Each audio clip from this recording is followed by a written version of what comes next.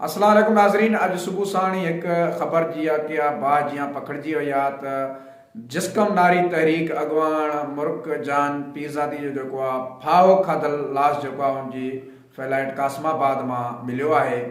ऐं हिन वक़्तु जेकियूं ख़बरूं जेकियूं सोशल मीडिया ते वायरल थी रहियूं आहिनि उनमें काफ़ी तादाद में ईअं लिखियो वञे थो त मुर्क जान पीरज़ादी जेको आहे उन फाहो खाए ख़ुदकशी करे छॾी आहे। बहरहाल उनजे वारसनि जो बि स्टेटमेंट जेको आहे उहो बयानु साम्हूं अची वियो आहे।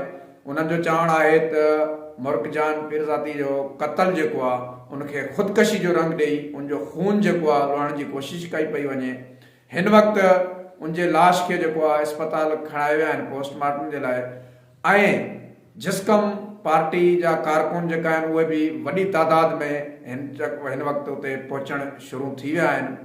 बहरहाल जीअं ही मामिलो पुराणो थींदो वेंदो ईअं ई हिन बाबति मालूमात जेकी आहे वधीक उहा मंज़रियाम ते ईंदी वेंदी।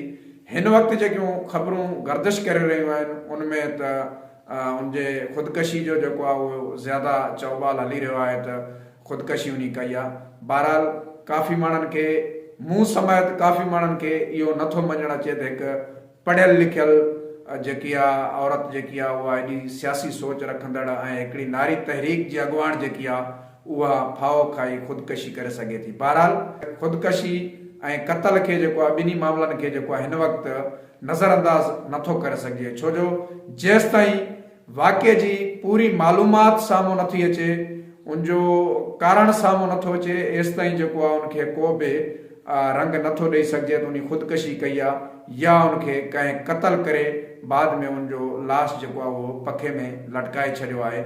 हिन वक़्तु पुलिस बि उते जाइ वाक़िया ते पहुतल आहे ऐं उनजा वारिस ऐं जिस्कम जा वॾी तादाद में कारकुन बि उते पहुतल आहिनि। बहरहाल ही ख़बर जेकी आहे ॿुधी ॾाढो अफ़सोस थियो आहे त हिकु नौजवान नारी तहरीक अॻुवान जेकी आहे उनजो जेको आहे मौत जो ख़बर साम्हूं आई आहे।